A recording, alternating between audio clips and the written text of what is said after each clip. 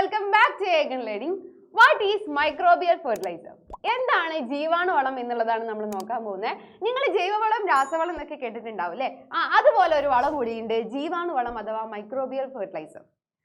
നോക്കൂ മക്കളെ, ശ്രദ്ധിച്ചു കേൾക്കാം. അപ്പൊ നമ്മുടെ മണ്ണിൽ ഒരുപാട് സൂക്ഷ്മജീവികൾ ഉണ്ട് അല്ലേ? ഈ ചില സൂക്ഷ്മജീവികൾ മണ്ണിന്റെ ഫലപുഷ്ടി കൂട്ടാൻ സഹായിക്കുന്ന സൂക്ഷ്മജീവികളുണ്ട്.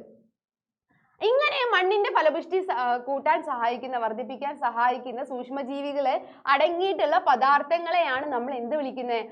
ജീവാണുവളങ്ങൾ അഥവാ മൈക്രോബിയൽ ഫെർട്ടിലൈസർ എന്ന് പറയുന്നത്. അപ്പൊ ഈ സൂക്ഷ്മജീവികൾ എന്താ ചെയ്യുന്നത്? ഈ സൂക്ഷ്മജീവികൾ നമ്മുടെ സസ്യങ്ങൾക്ക് ഒരുപാട് മൂലകങ്ങൾ ആവശ്യമാണ് അല്ലെ? സസ്യങ്ങൾക്ക് നൈട്രജൻ, ഹൈഡ്രജൻ, ഇങ്ങനെ ഒരുപാട് മൂലകങ്ങൾ ആവശ്യമുണ്ട്. അപ്പൊ ഈ ഘടകങ്ങളുടെ ഒക്കെ അളവ് കൂട്ടാൻ ആര് സഹായിക്കും? നമ്മുടെ ഈ സൂക്ഷ്മജീവികളെ സഹായിക്കും. ഓക്കെ, അതുപോലെ തന്നെ നമ്മുടെ മണ്ണിലെ സസ്യങ്ങൾക്ക് ഒരുപാട് ഇതേപോലെയുള്ള ഘടകങ്ങൾ, നൈട്രജൻ, ഹൈഡ്രജൻ, ഫോസ്ഫറസ് ഒക്കെ പോലെയുള്ള ഘടകങ്ങൾ ആവശ്യമാണ്. അപ്പൊ നിങ്ങൾ ശ്രദ്ധിച്ചിട്ടുണ്ടാവും, കർഷകർ ഇടവേളകളിൽ ഇങ്ങനെ പയറുവർഗ്ഗങ്ങൾ കൃഷി ചെയ്യുന്നത് ശ്രദ്ധിച്ചിട്ടുണ്ടോ? ഉണ്ടോ? ഈ പയറുവർഗ്ഗങ്ങളുടെ വേരിൽ എന്തുണ്ട്? റൈസോബിയം എന്ന് പറഞ്ഞിട്ടുള്ള ഒരു ബാക്ടീരിയ ഉണ്ട്. ഈ ബാക്ടീരിയ എന്ത് ചെയ്യും? ഇതിന് നൈട്രജന്റെ അളവ്, മണ്ണിലെ സസ്യങ്ങൾക്ക് നൈട്രജൻ വലിച്ചെടുക്കാൻ സഹായിക്കുന്നത് ആരാണ്? നമ്മുടെ ഈ റൈസോബിയം എന്ന് പറഞ്ഞിട്ടുള്ള ബാക്ടീരിയ ആണ്. അതുപോലെ തന്നെ ഒരുപാട് ബാക്ടീരിയാസ് ഉണ്ട്. ബാക്ടീരിയ റൈസോബിയം, അസറ്റോബാക്ടർ, അസോസ്പൈറിലോ ഒക്കെ എന്ത് ചെയ്യും? നമ്മുടെ മണ്ണിലെ നൈട്രജന്റെ അളവ് കൂട്ടാൻ സഹായിക്കുന്ന ബാക്ടീരിയാസ് ആണ്.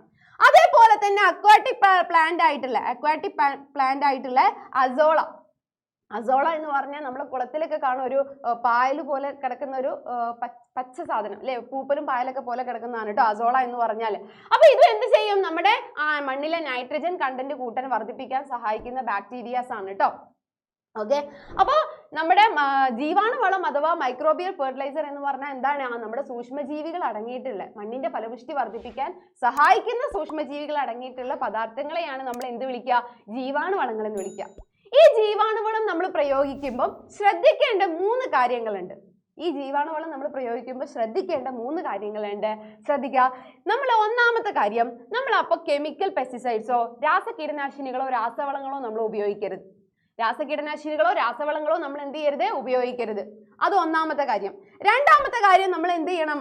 ജലസേചനം ഉറപ്പുവരുത്തണം. രണ്ടാമത്തെ എന്താണ്? നമ്മൾ ജലസേചനം എന്ത് ചെയ്യണം? ജലസേചനം ഉറപ്പുവരുത്തണം. അപ്പൊ ജലസേചനം ഉറപ്പുവരുത്തണം. കെമിക്കൽ പെസ്റ്റിസൈഡ്സോ അല്ലെങ്കിൽ രാസവളങ്ങളോ നമ്മൾ എന്ത് ചെയ്യരുത്? അപ്പൊ ഉപയോഗിക്കരുത്. എന്ത് മാത്രം ഉപയോഗിക്കുക? ബയോ ഫെർട്ടിലൈസേഴ്സ്, ജൈവവളം കിട്ടുന്നുണ്ടെന്ന് നമ്മൾ എന്ത് ചെയ്യണം? ഉറപ്പുവരുത്തണം. ഓക്കെ, ഇത്രയും കാര്യങ്ങൾ നമ്മൾ എന്ത് ചെയ്യണം? ജീവാണുവളം പ്രയോഗിക്കുമ്പോൾ നമ്മൾ ശ്രദ്ധിക്കേണ്ട കാര്യങ്ങളാണ്. മനസ്സിലായോ? ഈ ഭാഗത്ത് നിന്ന് എപ്പോഴും ക്വസ്റ്റ്യൻ ചോദിക്കാറുണ്ട് കേട്ടോ. എന്താണ് ജീവാണുവളം? ക്വസ്റ്റ്യൻ ചോദിച്ചിട്ടുണ്ട്, എക്സാമിന് ചോദിച്ചതാണ്. എന്താണ് ജീവാണു? What is microbial fertiliser? Things to be take care while using this. നമ്മൾ ഇത് പ്രയോഗിക്കുമ്പം പാലിക്കേണ്ട മുൻകരുതലുകൾ എന്തെല്ലാം എന്നുള്ളത് എന്ത് ചെയ്തിട്ടുണ്ട്? ഇത് ഒരു വട്ടം എക്സാമിന് ചോദിച്ചിട്ടുള്ളതാണ്. അപ്പൊ ഇമ്പോർട്ടന്റ് ആണ്. അപ്പൊ ഈ ഭാഗം എല്ലാവർക്കും മനസ്സിലായി എന്ന് വിചാരിക്കുന്നു. മറ്റൊരു കൺസെപ്റ്റുമായിട്ട് മിസ് വരുന്നതായിരിക്കും. അതുവരെ ബൈ.